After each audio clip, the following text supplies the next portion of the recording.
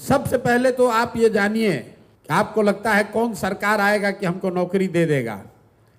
तो सरकारी जो व्यवस्था है बिहार में, चपरासी से लेकर मुख्य सचिव तक, संविदा कर्मी इंक्लूडेड, सबकी संख्या जोड़िएगा तो बिहार में कुल जनसंख्या का 1.972% से कम लोग ही सरकारी नौकरी करते हैं। तो नौकरी रोजगार मिलेगा कैसे?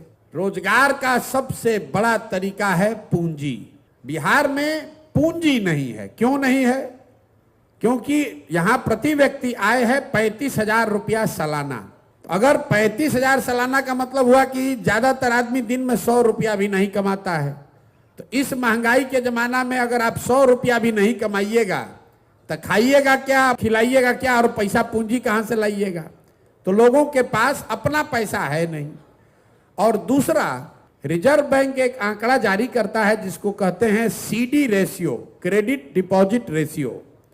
बैंक में आपने कितना पैसा रखा और बैंक ने उसके बदले आपको कितना पैसा लोन दिया, कर्ज दिया, व्यक्तिगत तौर पर नहीं, राज्य के स्तर पर। सरकार की जो व्यवस्था है देश में, उसमें बैंकों की ये जिम्मेवारी है कि अगर 100 रुपया लोग बैंक में रखें तो कम से कम 70 रुपया लोन लोगों को मिलना चाहिए, ताकि आप घर बना सकें, मोटरसाइकिल चला सकें, दुकान खोल सकें, कोई रोजी रोजगार बिजनेस व्यापार कर सकें। बिहार में ये रेशियो है 40%। मतलब 100 रुपया बिहार के बैंकों में जो जमा होता है, बिहार के बैंक में सिर्फ 40 रुपया बैंक वाले आपको लोन देते हैं। 60 रुपया कहां जाता है? वो बैंक इस पैसे को उन राज्यों में भेज रहे हैं जहां पर लोग बिजनेस व्यापार कर रहे हैं। गुजरात में, तमिलनाडु में, तेलंगाना में, आंध्र प्रदेश में। वहां CD रेशियो कितना है? 90, 95, 100। मतलब अगर तेलंगाना में, तमिलनाडु में वहां के लोगों ने 100 रुपया जमा किया तो बैंकों ने 90 रुपया, 100 रुपया वहां के समाज को दिया कि भाई तुम गाड़ी खरीदो, व्यापार करो, बिजनेस करो। इससे वहां के लोग रोजी रोजगार कर रहे हैं। अब मैं इसको आप एक आंकड़ा समझाऊंगा तो आपके दिमाग खुलेगा, दिमाग की आपकी बत्ती जलेगी कि इसका कितना बड़ा असर है। पिछले फाइनेंशियल ईयर में, वित्तीय वर्ष में, इसी गरीब बिहार में आपने, हमने, सब ने मिलकर बिहार के बैंकों में पैसा जमा किया 4,21,000 करोड़ रुपया। अगर CD रेशियो मतलब 70% बैंक कर्ज देते तो बिहार के लोगों को कर्ज कितना मिलता? 2,80,000 करोड़ रुपया। लेकिन मिला कितना? 40% है तो मिला 1,61,000 करोड़। बाकी पैसा कहां गया? बाकी पैसा चला गया यहां से दूसरे राज्य में। लालू जी मुख्यमंत्री बने थे 1990 में। 1990 से लेकर पिछले साल तक 32 वर्ष में बिहार के बैंकों ने आपका, हमारा 26 लाख करोड़ रुपया ले जाकर दूसरे राज्यों में ट्रांसफर कर दिया। आपको लग रहा है कि यहां से लोग का पलायन हो रहा है। बिहार का जो पलायन का समस्या है, ये सिर्फ श्रम का, लोगों का पलायन नहीं है। लोगों का पलायन है, बुद्धि का पलायन है और पूंजी का पलायन है।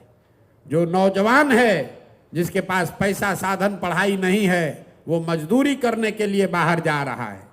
जो नौजवान पढ़ लिख गया, वो पढ़ाई करके बाहर नौकरी करने के लिए पलायन कर रहा है। और जो पैसा हम लोग के पास है वो भी दूसरे जगह जा रहा है। तो अगर रोजगार यहां चाहिए तो सबसे पहले यहां लोगों को पूंजी उपलब्ध होना चाहिए।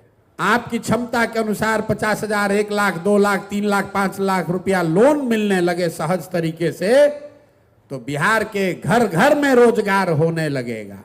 नहीं तो सरकारी नौकरी के चक्कर में हम लोग दौड़ते दौड़ते मर जाएंगे। तो जन सुराज का मंत्र बिहार में रोजगार लाने का मतलब ये नहीं है कि चीनी का फैक्ट्री खोल देंगे। चीनी का फैक्ट्री खोलिएगा तो कितना आदमी को रोजगार मिलेगा? फैक्ट्री लगना चाहिए। लेकिन यहां से बेरोजगारी पलायन अगर दूर करना है तो एक ही चीज चाहिए।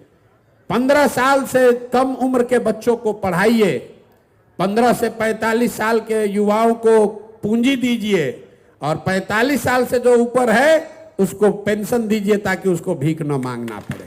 तो सबसे पहले जरूरी है कि 15 साल से पहले के बच्चों को अच्छी से अच्छी शिक्षा दी जाए ताकि वो 15 बरस के बाद सरकार की व्यवस्था पर बोझ न बने। और जो बच्चा 15 साल से ऊपर हो गया, जो पढ़ाई का समय निकल गया, अभी दिल्ली में जाकर कारपेंटर है, बॉम्बे में जाकर इलेक्ट्रीशियन है, कहीं जाकर बाल काट रहा है, उसको ये चीज आता है, उसको सिर्फ पैसा पूंजी नहीं है कि वही चीज आकर वो बिहार में कर सके। तो बिहार के बच्चों को वो धंधा सिखाना चाहते हैं। अभी क्या है, बिहार के बच्चों को राजनीति सिखाया जा रहा है और धंधा गुजरात के लोगों से कराया जा रहा है।